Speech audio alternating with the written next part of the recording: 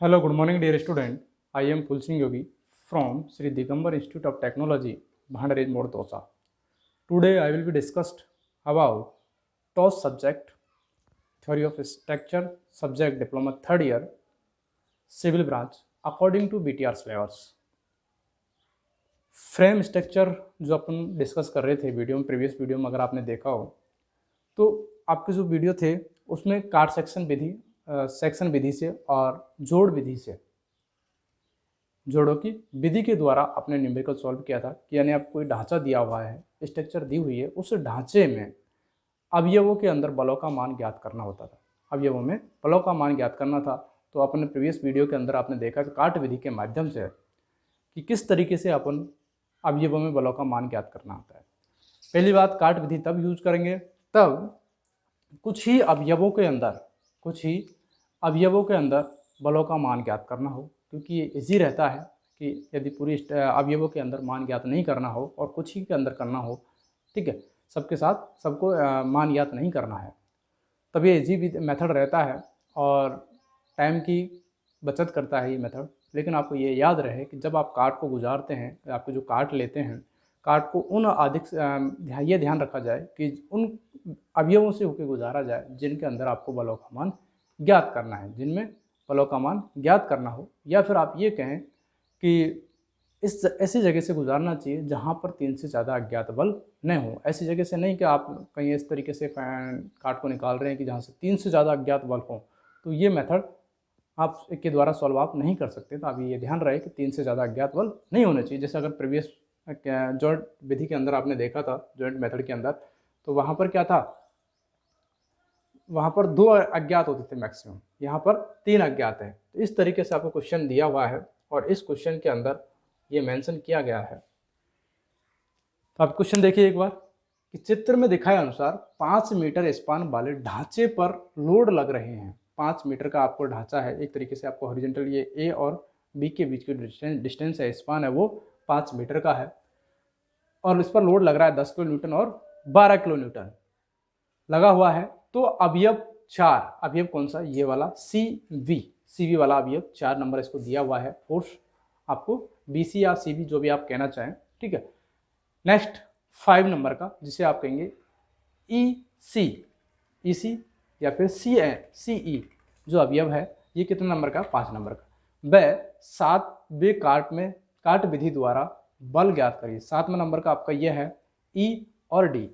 ED अवयव आपको दिया हुआ है, इनके अंदर आपको बलों का मान ज्ञात करना है, पूरी स्ट्रक्चर के अंदर नहीं करना है, सिर्फ इन्हीं के अंदर आपको अवयवों का बलों का मान ज्ञात करना है। तो आपको ये याद रहे, पहले आप काट निकालेंगे, काट कहाँ से गुजारें, जहाँ पर अवयवों के बलों के अंदर मान याद करना हो। सपोज दैट यदि आपको ये सिंपल दिया हुआ है कि ये तीनों आ रहे हैं, तो आप इस तरीके से इस काट को गुजारें, इस काट को यहाँ होकर गुजारें, काट नंबर 1 इस जगह से अगर आपने काट गुजारा है तो आपको पता है ये अवयव जो है वो इधर की तरफ आ रहा है, यहाँ पर ये अवयव है वो नीचे की तरफ आ रहा है और ये अवयव इधर की तरफ, मान सकते हैं इसको इस तरीके से, ठीक है। ये काट आपका ये कहेंगे फोर्स मेंबर जो आपका ये 4 नंबर का है, एफ मेंबर जो ये 5 नंबर का है, ये एफ कितने नंबर का है, 7 नंबर का है।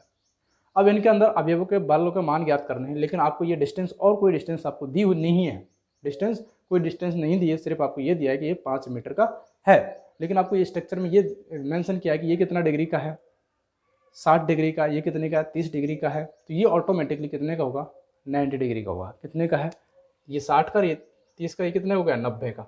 अब आपको मैंने कहा था कि यदि मैं आपको ये कहे कि ट्राइंगल, सर्वप्रथम पहले आपको डिस्टेंस निकालना बता देता हूँ एक बार।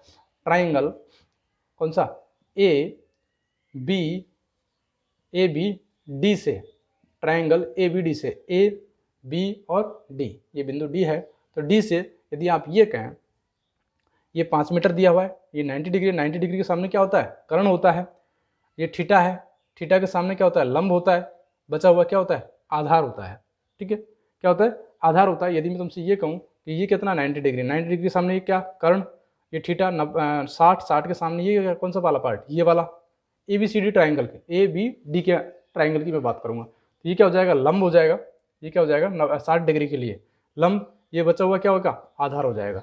अब मैं यदि ऐसा फॉर्मूला अप्लाई कराऊँ जिसके अंदर क्या है, ये आपको कर्ण दिया हुआ है और ये ज्ञात करना है। क्या याद करना है? ये आधार। तो आप कौन सा फॉर्मूला होता है? कॉस 60 डिग्री बराबर कॉस 60 थीटा, आपको 60 दिया हुआ है, क्या होता है? आधार बटे कर्ण, आधार बटे कर्ण। तो आपको आधार ये एडी जो दिया हुआ है वो क्या है? आपका आधार है। कर्ण क्या है? ए बी है। तो आपको यदि मैं तुमसे कहूँगा एडी बराबर ए बी कॉस 60 डिग्री, तो इसके अंदर ये किसका मान आ जाएगा? ए बी का मान पता है अपन को 5 है, कॉस 60 का मान पता है अपन को कितना होता है? 1/2, तो ये कितना है? 2.5 मीटर। आप ये कहेंगे कि आपका एडी का जो मान है वो कितना आ गया? 2.5 मीटर आ गया। इस तरीके से आप बता सकते हैं जिनका फाइनल मान याद करना हो, जैसे आधार है कि लंब है, ठीक है। ये थीटा के सामने क्या होता है? लंब होता है, और 90 डिग्री के सामने कर्ण होता है, जिस एंगल पर आप निकाल रहे हैं, थीटा पर आप निकाल रहे हैं, ठीक है। तो इस तरीके से ये एडी का मान आ गया। अब यदि मैं आपसे कहूँ कि ट्राइंगल, यदि ट्राइंगल कौन सा वाला लिया जाए? ये ए है, ए डी और एम, ये वाला पार्ट ले लें। ट्राइंगल ए डी एम से, ए डी एम से यदि आप ट्राइंगल करें ए डी एम से, ये वाला यदि आप यहाँ देख रहे हैं ये कितना 90 डिग्री, 90 डिग्री सामने क्या हो गया? कर्ण हो गया, ठीक है। फिर ये थीटा के सामने क्या हो गया? लंब बचा हुआ, ये क्या हो गया? आधार हो गया। फिर वही अप्लाई कर सकते हैं। अगर आप ये कहें कि कॉस 60 डिग्री बराबर, अब ये क्या है? आधार है। आधार आपको क्या चाहिए? ए एम अपॉन कर्ण क्या है? ए डी, क्या हो गया? कर्ण ए डी। तो आपको ए एम चाहिए, ए एम बराबर ए डी आपको पता है कितना होता है? 2.5। ये कॉस ये इधर की तरफ आएगा, ये क्या आ जाएगा? 1/2, तो ये कितना आ जाएगा? 1.25। आप ये कह सकते हैं कि ये जो डिस्टेंस है वो कितनी है? 1.25 मीटर, 1.25 मीटर। इस तरीके से आप ये वैल्यू फाइंड आउट कर सकते हैं। यदि अभी आप ये कहें कि ये सिमिलर ट्राइंगल मेथड था, ये जो बचा हुआ हिस्सा है वो भी क्या है? परपेंडिकुलर था एक तरीके से, ये 60 डिग्री का, ये 60 डिग्री का, ये 60 डिग्री का, तो ये कितना है आपके पास? 2.5। तो ये भी आपका कितना होगा? 2.5 ही होगा। सॉरी, ये भाई पूरी डिस्टेंस लेंथ है वो कितनी? 2.5 होगी। तो ये जो हिस्सा है 1.25 के, इसमें से कितना बचेगा? 1.25 ही इसके अंदर बचेगा, 1.25 ही इसका आएगा, क्योंकि ये 1.25 है, ये 1.25, क्योंकि सिमिलर ट्राइंगल है, क्योंकि समबाहु त्रिभुज, क्योंकि 60 डिग्री एंगल, 60 डिग्री एंगल, ये 60 डिग्री एंगल है, तो इसकी भुजा भी क्या होंगी? समान होगी, इसकी भुजा भी समान होगी। इस तरीके से अपन क्या कर सकते हैं? इसे ज्ञात कर सकते हैं, इनके डिस्टेंस फाइंड आउट कर सकते हैं। ये क्या कर सकते हैं? डिस्टेंस फाइंड आउट कर सकते हैं। इसी तरीके से मैंने इधर की तरफ ये ज्ञात की हुई है। तो यहाँ पर सी एन की जो वैल्यू है वो 0.62 है, 0.625 है। यहाँ पर ये ई एन की जो डिस्टेंस है वो 1.082 है। ये जो डिस्टेंस है ये वाली यहाँ से सी एन 1.25 है, 1.25 है। वो इसी तरीके से मैंने फाइंड आउट की, इसमें ये ट्राइंगल लगाकर, क्योंकि मुझे पता है ये कितना है? 60 डिग्री है, ये कितना है? 30 डिग्री है, तो ये कितना है? 90 डिग्री। और आपको ये पता है ये ऐसा कितना है? 2.5 है, क्योंकि 2.5 तो इधर गया, 2.5 इधर बता, क्योंकि आपको टोटल डिस्टेंस कितनी? 5 है। तो इस तरीके से ये फाइंड आउट किया गया है। तो आप भी एक बार कोशिश करना, हो जाएगा। यदि मैं इसको पूरा फाइंड आउट करूँगा तो ये वीडियो काफ़ी लेंथी हो जाएगा, इस वजह से मैं इसको बार बार नहीं रिपीट करना चाहता। ये सिंपल चीज़ें हैं, पहले की चीज़ें हैं, ठीक है। तो यदि मैं आपसे कहूँगा कि अब आपको क्या करना है? अब अवयवों के अंदर बलों का मान ज्ञात करना है। उससे पहले आपको क्या है कि यहाँ पर ये सपोर्ट दिए हुए हैं, प्रतिक्रियाएं दी हुई हैं, जैसे आर ए है, इस जगह पर आर बी, इनका मान ज्ञात करना है। तो आप क्या कहते हैं? R A plus R B बराबर, R A plus R B बराबर, आपको नीचे से ऊपर की तरफ फोर्स जा रहा है और ऊपर से नीचे की तरफ जो आ रहा है उसको एक तरफ लिख देते 10 और 12, तो आप क्या कहेंगे? 22 किलो न्यूटन, समीकरण नंबर 1। आपको ये तो पता लगे कि आर ए और आर बी का जो मान है, बल है, उसका मान कितना आ रहा है आपके पास? 22 किलो न्यूटन आ रहा है। कितना आ रहा है? 22 किलो न्यूटन आ रहा है। लेकिन आपको ये पता नहीं है कि आर ए पर कितना है और आर बी पर कितना है। तो अपन क्या करेंगे? आर ए का या आर बी का अलग अलग मान याद करने के लिए किसी बिंदु ए के सापेक्ष आपको आघूर्ण लेना पड़ेगा। सपोज दैट मैं आपसे कह देता हूं कि बिंदु ए के सापेक्ष, बिंदु ए के सापेक्ष आघूर्ण लेने पर, बिंदु ए के सापेक्ष आघूर्ण, आप बिंदु किस पर खड़े हैं? ए पर खड़े हैं। इसके सापेक्ष आघूर्ण लेंगे तो आपको पता है कि 10 किलो न्यूटन का जो लोड लगा हुआ है वो कितनी दूरी पर लगा हुआ है? 10 इंटू ये लोड कहाँ आएगा? इस जगह पर आएगा, एम पर, ये बिंदु एम पर आएगा। तो इसके बीच की जो डिस्टेंस है वो कितनी है? 1.25। कैसे घुमा रहा है? क्लॉकवाइज डायरेक्शन में। नेक्स्ट दूसरा जो फोर्स है प्लस कितना? 12 किलो न्यूटन, कितना? 12 इंटू डिस्टेंस कितनी है, यहाँ तक आपको पता लग गया 2.5 है, और ये वाला जो हिस्सा है वो कितना है 0.625 है, कितना 0.625। तो आप क्या करेंगे, ढाई में आप 0.26 जोड़ दिए, 25 जोड़िए, एक सेकंड, आप 2.5 प्लस 0.625, ये आपका आएगा 3.125, 3.125 12। नेक्स्ट जो फोर्स है वो क्या है, एंटी क्लॉकवाइज है, उसको अपोजिट डायरेक्शन में रख सकते हैं या माइनस लिख दिए, माइनस कितना आर बी, डिस्टेंस कितनी है 5, और कोई फोर्स नहीं है, नहीं इक्वल टू 0। तो इसके अकॉर्डिंग आप क्या करेंगे, आर बी का मान फाइंड आउट करेंगे, इसका आर बी का। तो सॉल्व करिए, आप कैलकुलेटर भी चलाइए, आर बी का मान जो इसका अपने पास आएगा, आर बी बराबर आपके पास आएगा 10.06 किलो न्यूटन, आर बी का मान। इस तरीके से आप क्या कर सकते हैं, ये मान समीकरण किस में रख दें, तो अगर मैं आपको ये कह दूँ समीकरण नंबर 2, और आप कहेंगे समीकरण नंबर 2 से समीकरण नंबर 1 में मान रखने पर, समीकरण नंबर 2 से समीकरण नंबर 1 में मान रखने पर, तो आपको जो आर ए की वैल्यू है वो कितने में से 22 माइनस 10.06, ये आपके पास आएगा 11.94 किलो न्यूटन। आपने ये कहा कि आर ए का मान 11.94 है, आर बी का मान 10.06 है। इस तरीके से आर ए और आर बी का मान फाइंड आउट आपने कर लिया है, आर ए और आर बी का मान फाइंड आउट कर लिया है।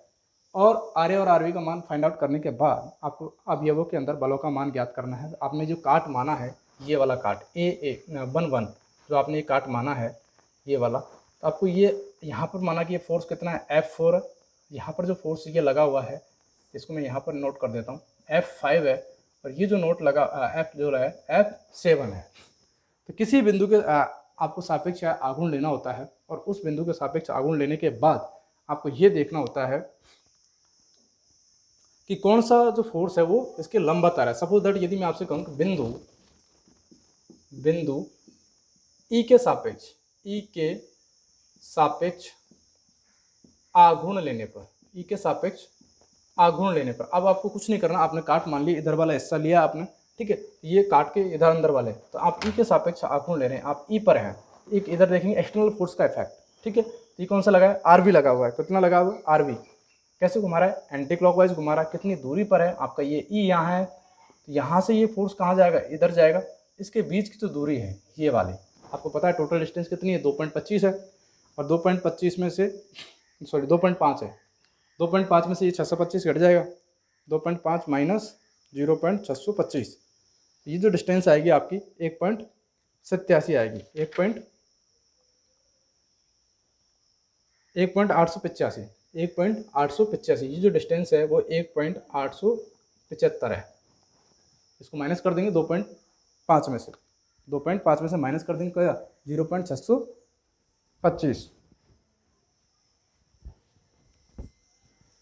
तो आप क्या कहेंगे, बिंदु ई के सापेक्ष, अब आपने देखा कि एक आर बी फोर्स लगा हुआ है, आर बी क्या इसको कैसे घुमा रहा है, आर बी फोर्स जो है into distance, R B force यहाँ बी एन डिस्टेंस है, और इसकी डिस्टेंस कितनी है 1.875, एंटी क्लॉकवाइज क्या है, anti clockwise.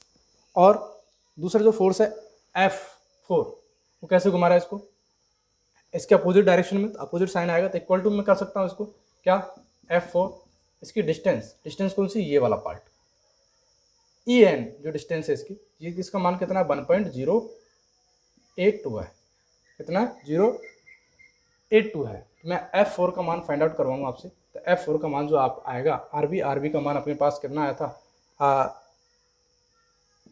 10.06 into 1 divided by 1.082,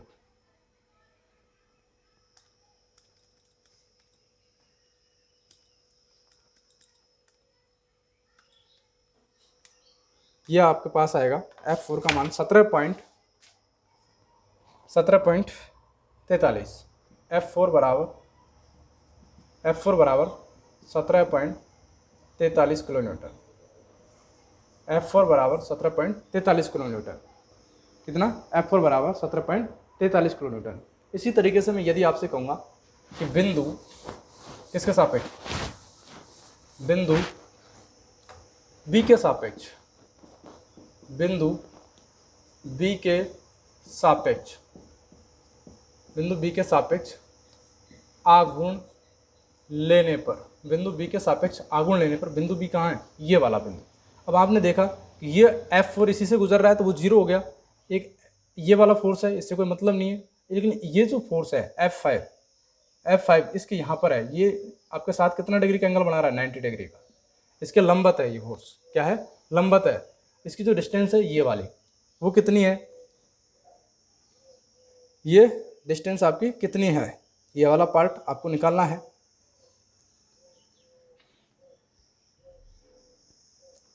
एक सेकेंड, ये डिस्टेंस आपकी EB डिस्टेंस अगर आप फाइंड आउट कर रहे हैं, EB आपका लोड लग रहा है कितना, F4 तो ये 2, ये नीचे वाला 2.5 है इंटू √3 डिवाइडेड बाई 2,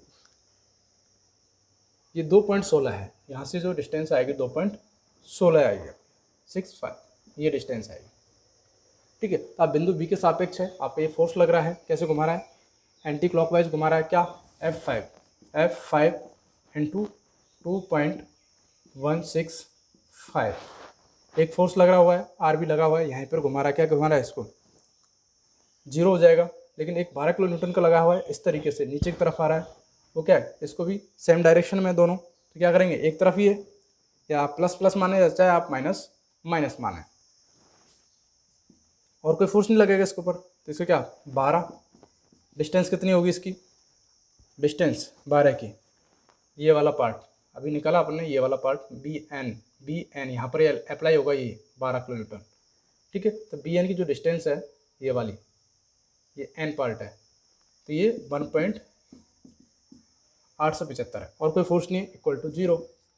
तो F5 बराबर आपके पास आएगा 12 इंटू 1.875 डिवाइडेड बाय 2.165, यह आएगा आपके पास 10 पॉइंट माइनस में, क्योंकि सेम डायरेक्शन में अपोजिट में जाएगा तो माइनस हो जाएगा, -10.39 किलो न्यूटन F5 का मान आपके पास माइनस के 10.39 किलो न्यूटन आ गया। इसी प्रकार यदि मैं आपसे कहूँगा कि बिंदु किसके सापेक्ष, C के सापेक्ष, बिंदु C के सापेक्ष आघूर्ण लेने पर, बिंदु B के C के सापेक्ष आघूर्ण, C कहाँ है आपका, ये वाला C आप देख रहे हैं, तो ये जो 7 वाला फोर्स है ये क्या है, लंबत है, 90 डिग्री पर बन रहा है। तो आप ये कह सकते हैं कि यहाँ पर जो फोर्स लगेगा, क्या लगा हुआ है, RB लगा हुआ है इस डायरेक्शन में, तो RB की डिस्टेंस कितनी है, C बिंदु से 2.5, RB की बिंदु जो डिस्टेंस है वो 2.5 है, ये एंटी क्लॉकवाइज है तो इसको माइनस मान लीजिए, चाहे आप चाहे प्लस मान लीजिए, जैसे आपकी मर्जी। एक फोर्स लग रहा है 12 किलो न्यूटन, कैसे घुमा रहा है, क्लॉकवाइज, तो इसको प्लस मान लीजिए, चाहे माइनस, अपोजिट साइन आएगा। 12 इंटू डिस्टेंस कितनी दूरी, 0.625, एक साइन मानना है, लेकिन आपको तो आप एक ही साइन में रहेगा, यदि आपको एक साइन जैसा दिखता है तो वहाँ पर कोई दिक्कत नहीं आती, क्योंकि अपोजिट ऑटोमेटिक हो जाता है, लेकिन यदि आपको एक साइन मानना है पूरे क्वेश्चन के अंदर। और यदि मैं तो दूसरा जो फोर्स लगा हुआ है वो क्या है, 7, कैसे घुमा रहा है इसको, क्लॉकवाइज या एंटी क्लॉकवाइज, 7 जो F7 फोर्स है ये वाला, ये कैसे घुमाएगा इसको, एंटी क्लॉकवाइज, C पर खड़े हैं आप, तो एंटी क्लॉकवाइज को आपने क्या माना है, माइनस माना है, ये माइनस F7 इंटू ये जो डिस्टेंस है, ये वाली आपको जो डिस्टेंस आई वो कितनी थी, 1.25, ये जो मैंने बताया यहाँ पर 1.25 है, और कोई फोर्स नहीं, इक्वल टू 0। इस तरह RB का मान आपको पता है, RB का मान कितना था अपने पास, RB का मान अपने पास आया था 10 पॉइंट कुछ आया था, कितना था, 10 पॉइंट RB का मान है अपने पास 10.06। तो इस तरीके से ये F7 का मान जो फाइंड आउट करेंगे अपन, ये आएगा आपका माइनस के 14.12 किलो न्यूटन, 14.12 किलो न्यूटन। इस तरीके से आप F5, F4 और F7 का मान ज्ञात कर सकते हैं। तो ये होती है आपकी काट विधि, जिसके अंदर आपको काट मानना पड़ते हैं और किसी बिंदु के सापेक्ष आघूर्ण लेना होता है, वहाँ लेना पड़ता है जहाँ पर बाकी फोर्स क्या हो जाए, जीरो हो जाए। ठीक है, एक्सटर्नल फोर्सों का ही इफेक्ट आपको दिखे और उनकी लंबवत दूरी कितनी है उससे गुणा कर देंगे, तो ये बलों का मान ज्ञात किया जा सकता है। थैंक यू सो मच, मिलते हैं नेक्स्ट वीडियो।